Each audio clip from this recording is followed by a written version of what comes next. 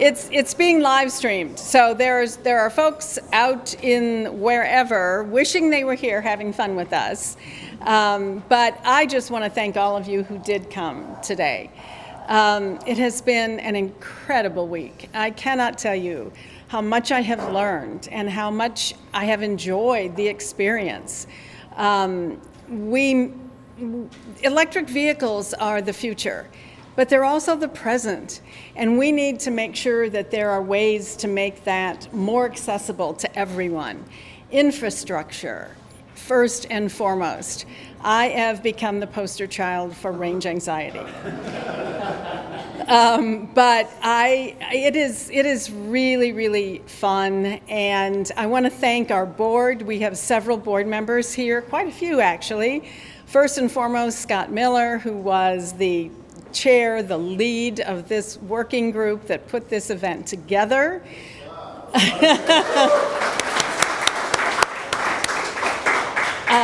Dale Arnold, our board president, who will be speaking in a little bit.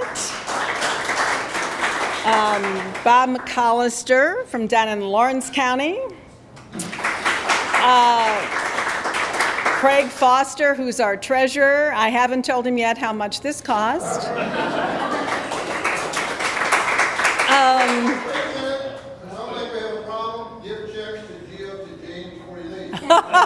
Yes. And Chris Meyer, who is a former board president. I don't know if I'm missing anyone. Who? Oh, Sherry Hubbard. Yes, I'm sorry, Sherry Hubbard is on our board.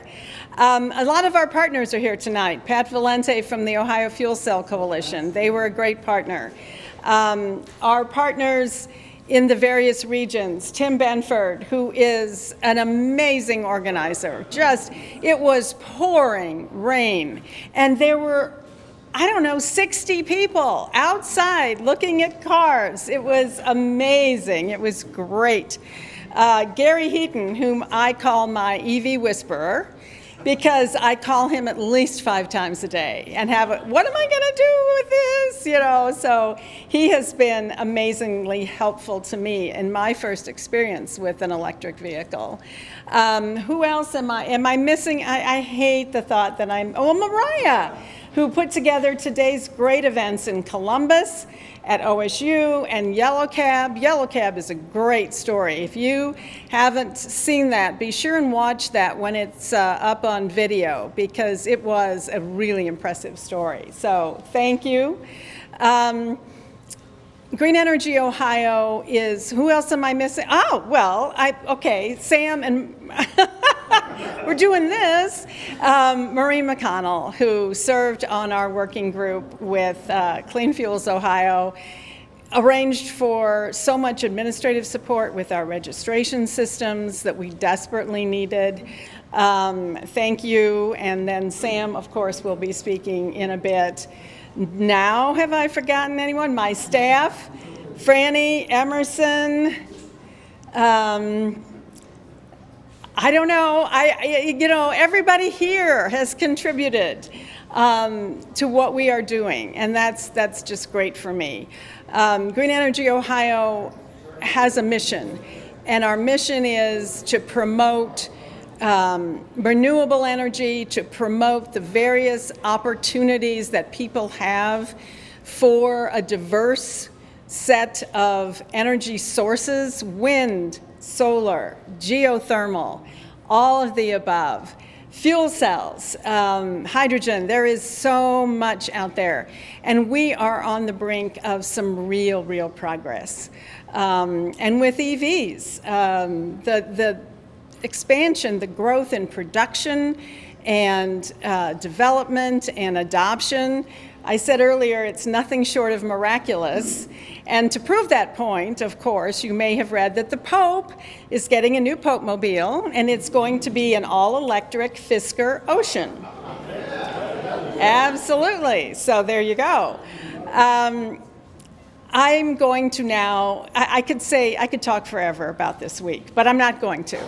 I'm going to introduce Alex Slaymaker, who has generously given us this gorgeous space for our event tonight. It's a perfect place to end the tour.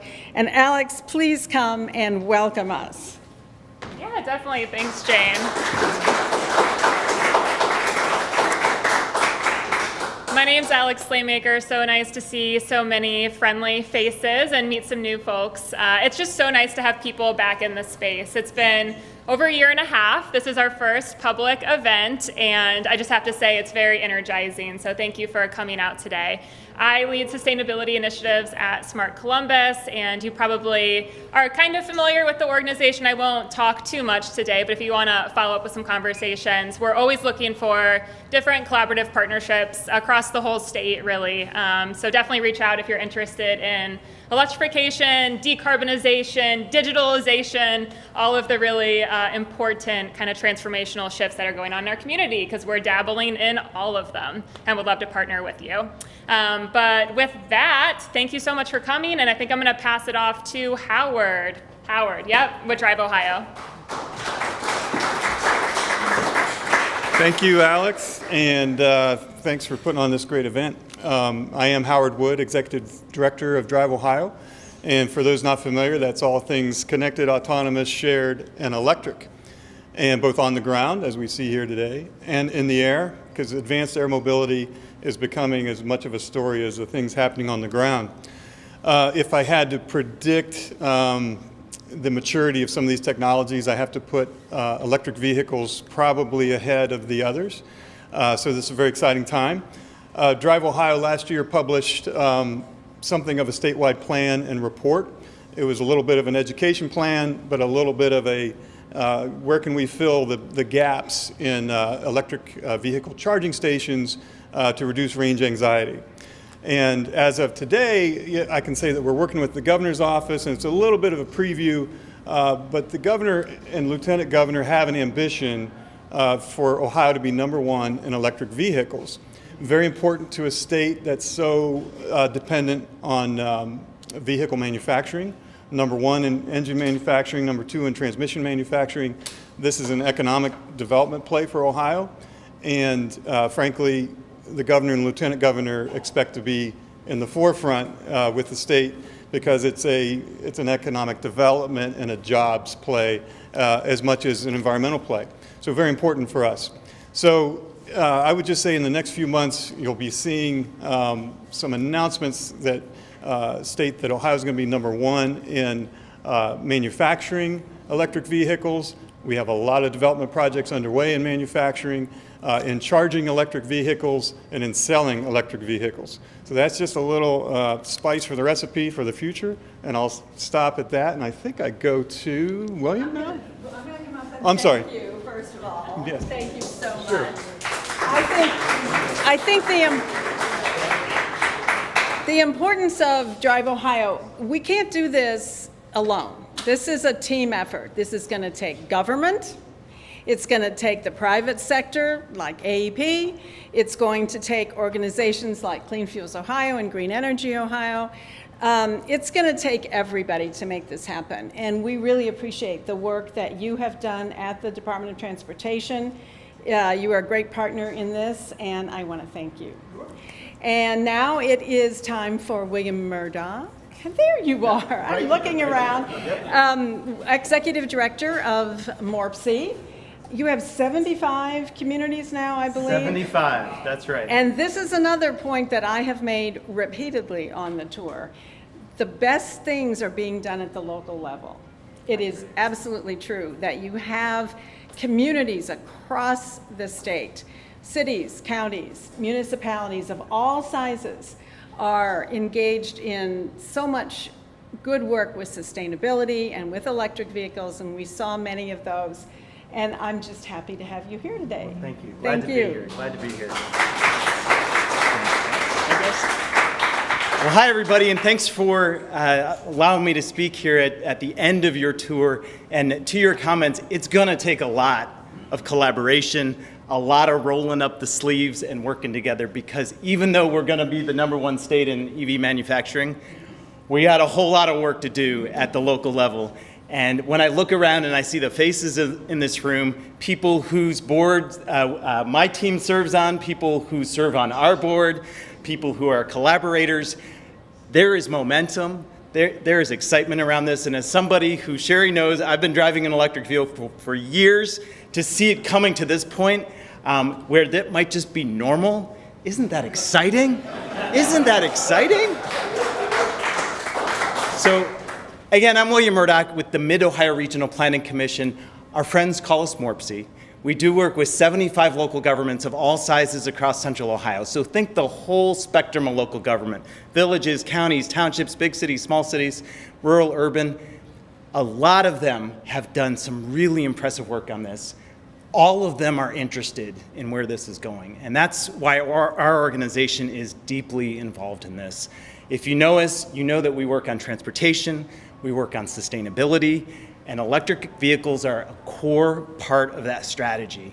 Some of the work that we've done here locally has been just pure partnership. But being here at Smart Columbus is so exciting, not just because of their big announcements that are happening right now, but because they've been a leader and a friend and a collaborator as we've been pushing this locally. Some things that we've been doing as we sit here in Central Ohio, which is Ohio's fastest growing region. What that means is we got to build a whole lot of infrastructure, and what that means, we also have an opportunity to do it right and to incorporate sustainability and mobility and electric infrastructure in ways that maybe we couldn't before. And so we've adjusted some of our strategies. So we've got, I'm a planner, so I could tell you about metropolitan transportation plans and regional sustainability agendas and public policy agendas, and I'll stop there. There's a lot that's been already incorporated into the work that we do with our local governments. One of the things that we're most proud of is something we call our Smart Streets policy. And this means that every dollar we spend for transportation that flows through MORPC, so MORPC does a lot of the federal programming for transportation dollars, every dollar has to pause and contemplate digital connections, electric infrastructure, sustainability, and broadband connectivity. Like, think about that. Every time we do a road, we ask a project now to stop and think about that. Over time, that could really accelerate the deployment of the infrastructure that we're talking about. The last thing I'll say is there's significant movement in DC, discussions across the aisle talking about electric vehicle infrastructure, proposals of 500,000 chargers and those kind of things. What you're doing here right now is so important because we need that not just to happen, but we need it to recognize what we need at the local level and the state level. And we need it to happen quickly. How can we be the #1 manufacturer of electric vehicles if we don't have the resources and we don't have that momentum from DC pushing us? And so thank you for doing your statewide tour. Thank you for ending it here in Columbus at the Smart Columbus Center. A lot more work to do, and we're here with you. So thanks again for having me.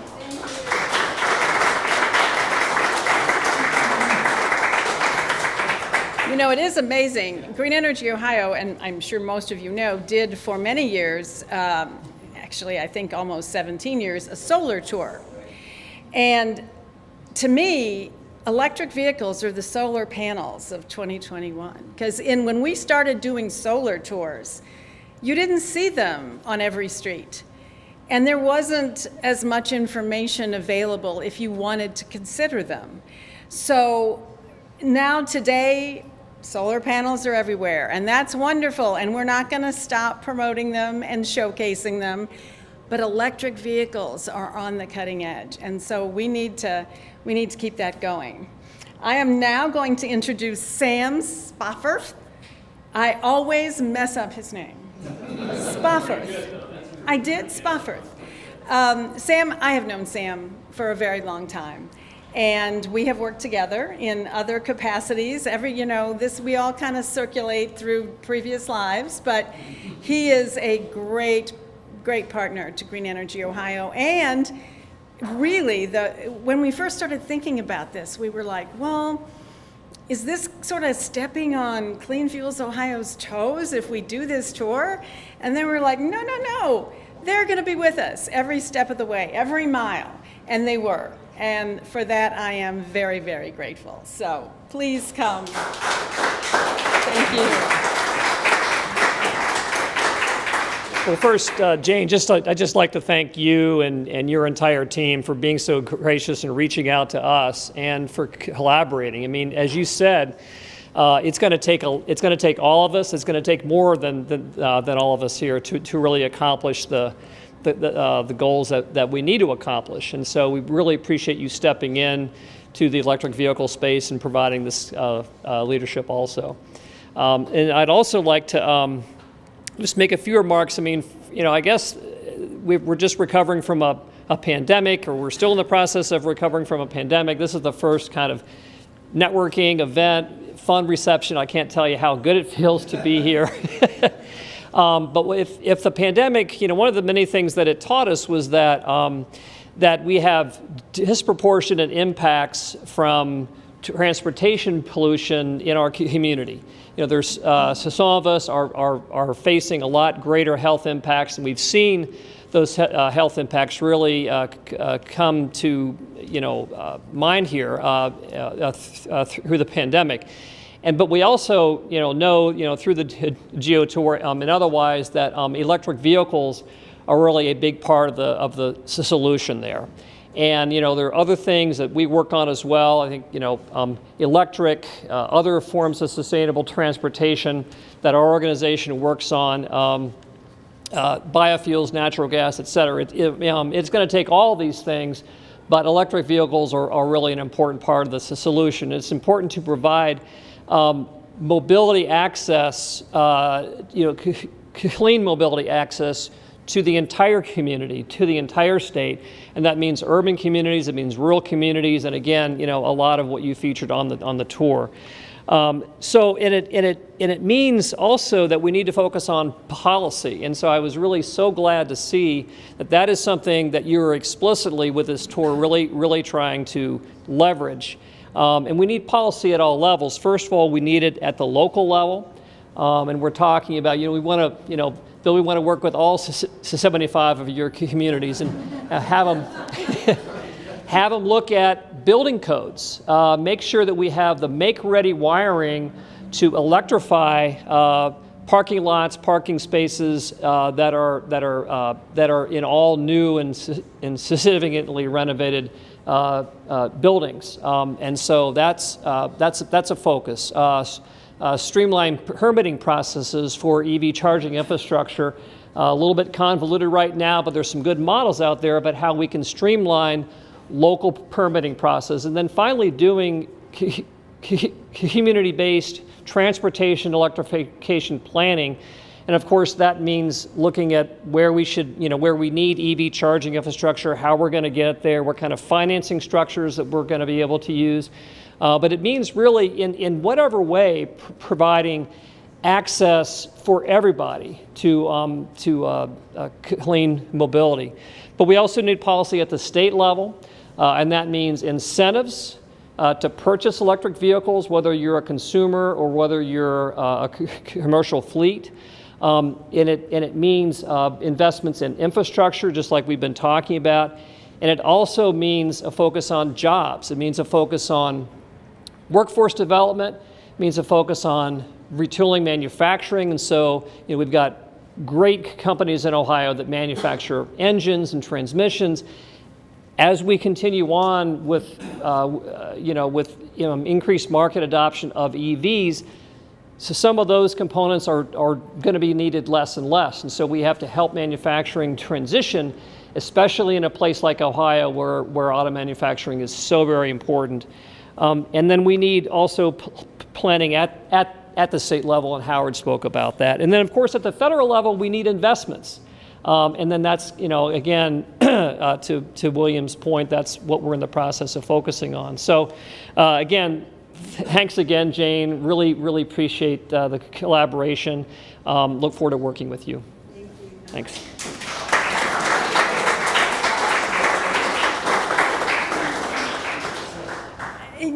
It's one of the things that Sam mentioned was companies that take advantage of this new technology. And when we were in Worcester, we visited Scheffler. Now they're a company that's been in business for decades, and they made transmission parts. And they saw and open. They're a German company. They have a huge facility in Worcester, 2,000 employees. But they saw an opportunity to transition, to pivot to electric vehicles.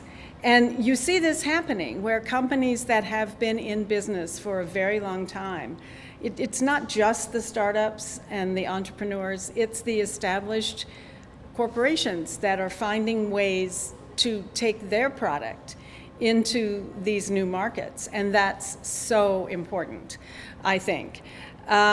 So we saw everything. We saw buses at SARTA. We saw the fuel cell buses. We saw buses at Lake Tran. Sam mentioned public transportation. It's not just these beautiful cars out here. It's also public transportation. We saw a Harley, fully electric Livewire. We saw electric bicycles. We saw every possible form of transportation being powered by electricity. And I think that was very fun. Car share, the fact that there are apartment complexes and nonprofit organizations that provide cars so that their clients can get to a job interview or a doctor's appointment. Increasing mobility, as you said, across it. This isn't just for those who can afford an electric vehicle. This is for everyone to improve our access to mobility. And I think that's very important to keep in mind. With that, I am going to introduce Dale or Scott. Dale? Okay, Dale's next. Our fearless leader.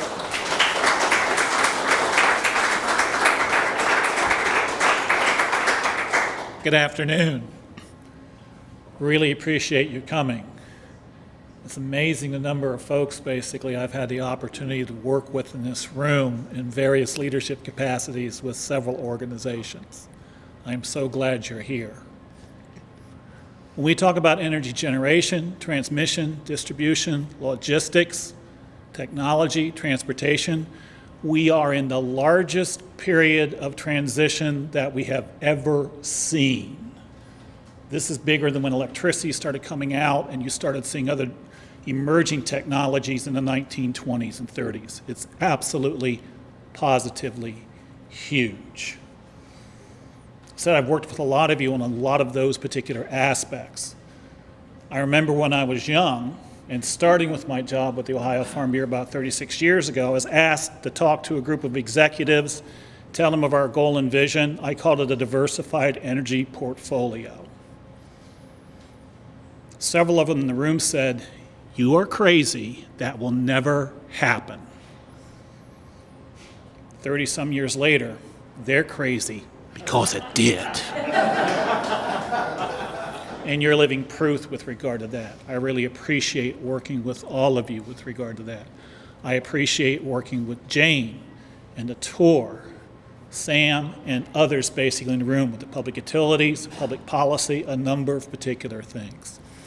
It's interesting, a few years ago we had this bill called SB 232 where we talked about the Advanced Energy Initiative for Ohio. And again, there was a group of people said, "You're crazy, that will never happen." Well, guess what? It did. They also said this, several of us in this community said, "We can celebrate, bring out the champagne, we have a victory." And I said, no, the fight is just starting. And this is what we need to do over the next several years. And many of you in this room have been part of that. Energy generation, transmission, distribution, technology, logistics. Another important part of that is the social with regard to it. I really appreciate Jane and Green Energy Ohio with the tour because you've brought a very important part of this process, the social, public acceptance, education and outreach, letting people know, see, and get accustomed of what basically is coming down the pike. That is so important. Because I'm going to tell you this. We do have some folks basically that we're trying to work with. If you want to make energy development a popularity contest, we'll all be sitting in the cold and in the dark very quickly. That cannot happen either. I look forward with working with many of you. I really appreciate Jane's work, what you've done with regard to helping people in that social aspect of this energy development process is absolutely positively huge, and I look forward with working with you again. Thank you, Jane, and back to you.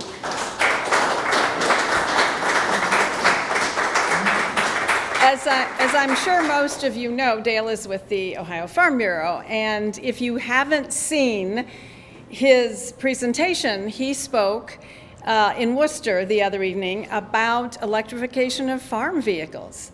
And you think about the number of vehicles that are used on a farm, big, little, you know, and things I had never thought about. Like once they go out in a field, sometimes they stay there for 2 weeks, and how are you going to recharge them? And drones, and I encourage you, we are going to be posting all of our videos from our various sessions on our website. I encourage you to listen to that because agriculture is the largest single industry in Ohio, and it is also a very heavy consumer of fossil fuels, and it has a very important role to play in vehicle electrification. So please watch his presentation. We will end with Scott Miller. Yes, yes, we will end with Scott Miller. Please. Stay right here. Okay. So I really don't have anything to say that hasn't been said already tonight. I just want to thank you all for coming out. It has been a pleasure working with all of you. When we conceived of this 6 or 7 months ago, we couldn't have imagined that it would be what it turned out to be. 21 events in 5 days around the state of Ohio, connected by electric vehicles. We all got there by electric vehicles. So again, teamwork, community, workforce development, manufacturing, education, workforce training. It all goes. It's not a single silo. It is all integrated. And we need to figure out a way to continue to make it integrated, and we need to do it for everybody, rural, urban, rich, poor. This is not something for wealthy individuals to do. This is something for all Ohioans and all Americans to take advantage of. So I want to thank you all for coming out. And with that, I want to give one shout out to our videographers. Oh. They have been with us all week, and they've done some live streaming. They've done a lot of recording. We will have such a wonderful store of material that all of you are welcome to use in your presentations, in your work. We will gladly share it to get the word out. So thank you for your work. We're done. So with that, enjoy your weekends. Thank you so much. Take care. Take food. Yeah, take food. Take food.